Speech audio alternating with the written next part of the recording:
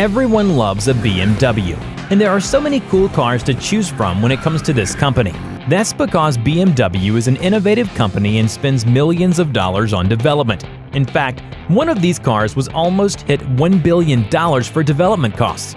There might even be a Beamer here that you've never heard of. So fasten your seatbelts and check out these 10 most amazing BMWs.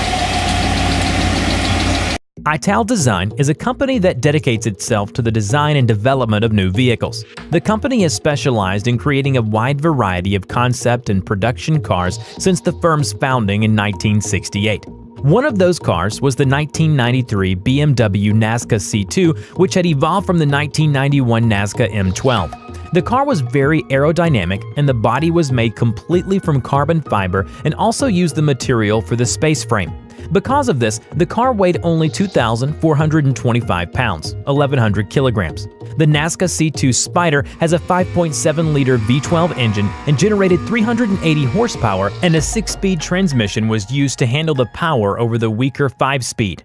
The car has a top speed of 193 miles per hour, 311 kilometers per hour. If the car might seem familiar to some of you, that's because it was featured in the 1997 racing video game Need for Speed 2 SE, and was also featured in Need for Speed 3 Hot Pursuit. Sadly, the Nazca project never made it beyond the prototype phase, and only 3 of these prototypes exist. The last appearance of a C2 was at the 2002 Supercar Rally. The Alpina B10 Bi-Turbo is another BMW car that was taken and given some upgrades by the German automobile manufacturer Alpina. The car was based on the 535i and was the fastest production sedan in the world at the time it was introduced. From 1989 until 1994, only 507 of these cars were made. Developed at a cost of $3.2 million, the first car was unveiled at the Geneva Motor Show in March 1989. The engine in the car was completely disassembled, and forged Mahle pistols replaced the cast slugs to handle the output pressure that the 2 Garrett T25 water-cooled turbochargers that were installed under the hood.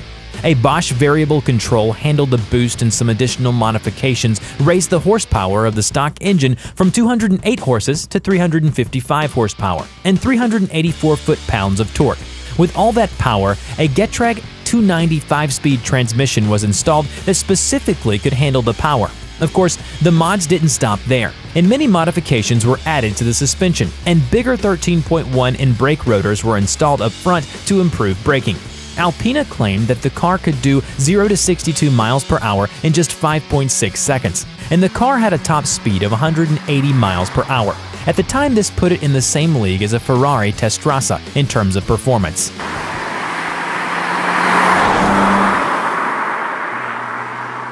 Some guys named Lange, Fischer, and Weisbarth were very senior and influential people at BMW during the mid-70s and up through the early 90s.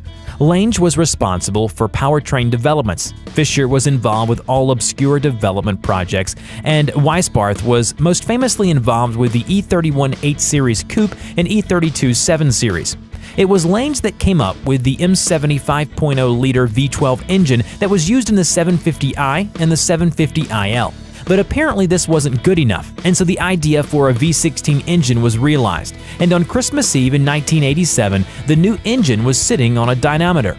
It cranked out 408 brake horsepower at 5,200 RPM and 461 foot-pounds of torque at 3,900 RPM, which was more than 100 horses and 100 foot-pounds more torque than the 5.0-liter V12.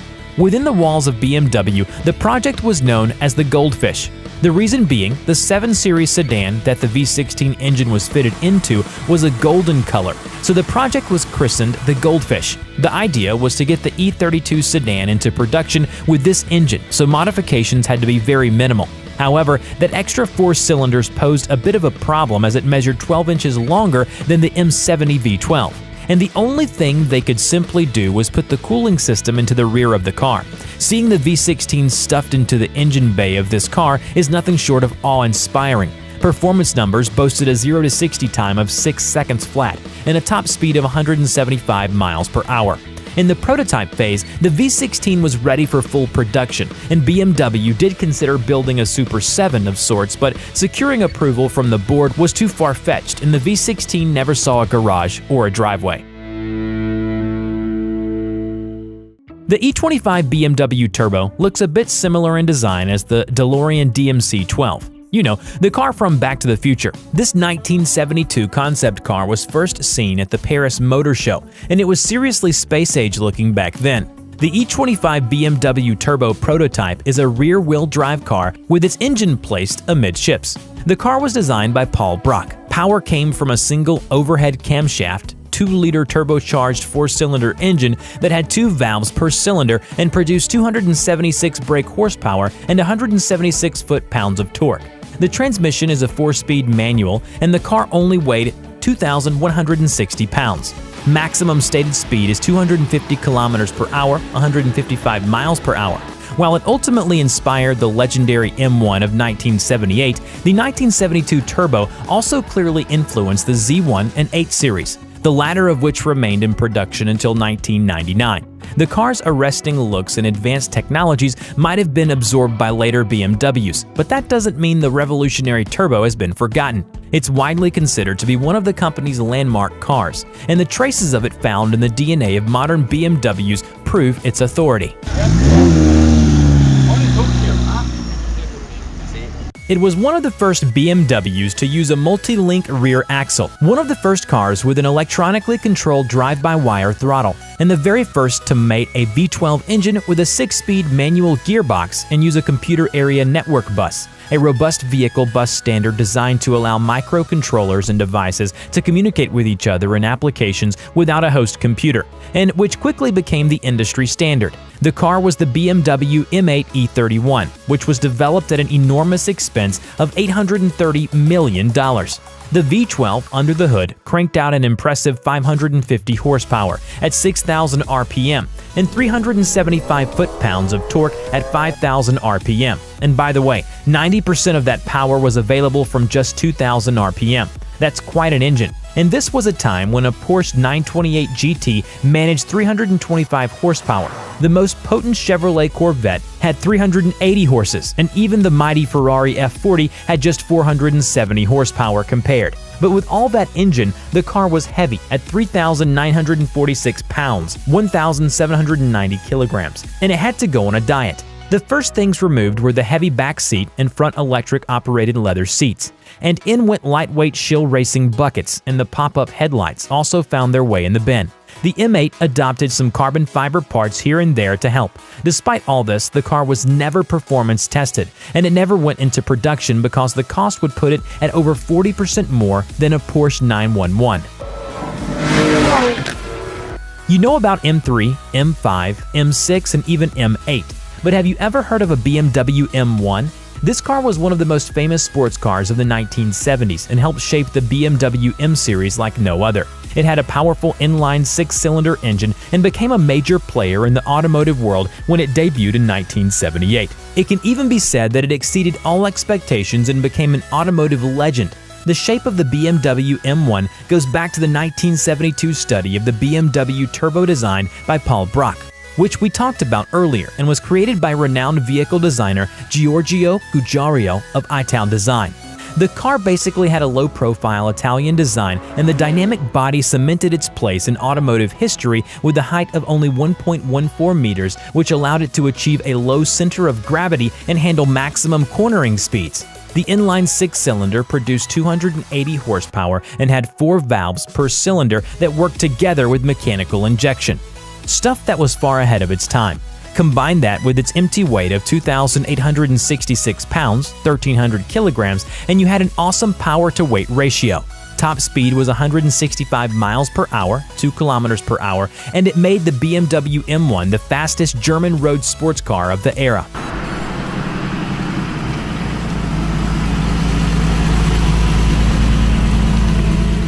This car is also known as the Gina Light Visionary model and is almost the strangest thing you have heard of. It is a fabric-skinned, shape-shifting sports car. The acronym GINA stands for Geometry and Functions in Adaptations. Well, okay, someone at BMW is really reaching there, but back to the outside skin of the car.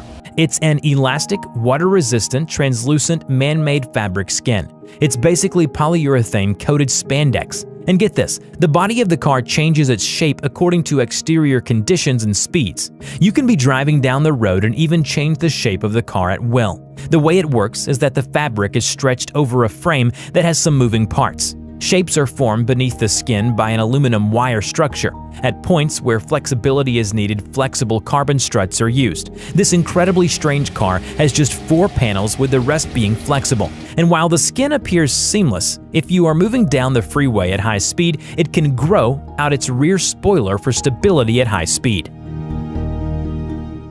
You might have seen one of these incredible funny-looking cars in some old foreign film. The BMW Isetta was actually born in Italy, not Germany, and its design was simply to offer an inexpensive means of transport that had good fuel economy. Created by ISO, which subsequently became famous afterward for its elegant sports cars in the 1960s, the original Isetta had 3 wheels and a single-cylinder motorcycle engine from the ISO Moto 200. Its quirky styling, low price, and great city maneuverability caught the eye of BMW, who bought the project along with its tooling and made its own version, keeping the name. Using a BMW motorcycle engine this time, the BMW Isetta spawned 2 more variants and became a resounding success for the car maker, with over 150,000 units being sold between 1955 and 1962. Part of its success was also thanks to the Suez energy crisis, but no one can argue with the cuteness of its bubble car design as also being a very good reason.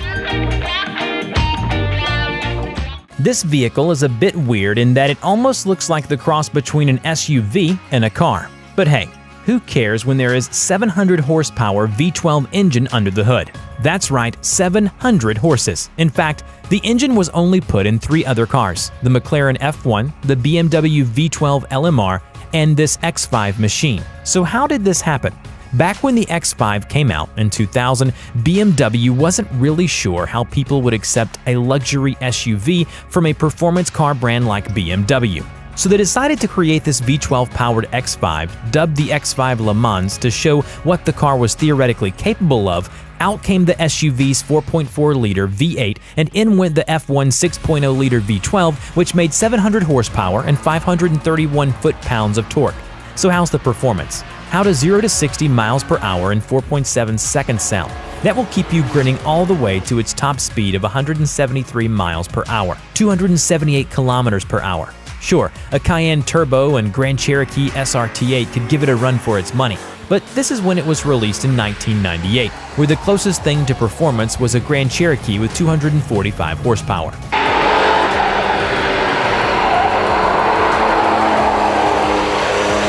Okay, so a lot of these cars were concepts, and there are only a couple that have been made. There are a lot of good designers out there, but we don't think any of them came up with this idea. A 4-year-old kid came up with an idea of what he wanted his BMW to look like, and boy, it's a doozy. If you wanted to push something to the extreme, then this BMW would be it. This 4-year-old kid pointed out some serious specifications for his car. It had 42 wheels, of course, and the drivetrain is powered by not 1, not 2, but 19 Porsche engines, with each one providing 459 horses. Somewhere, and Porsche engineer is spinning in his grave. Well, you need all that for those 42 wheels. For some strange reason, the concept car has 3 steering wheels, and we hope whoever is driving it is an octopus, or 3 highly skilled drivers turning the wheels the right way. All jokes aside, it's a really cute thing for a child to come up with. And hey, who knows, maybe he'll grow up one day and become a famous BMW designer.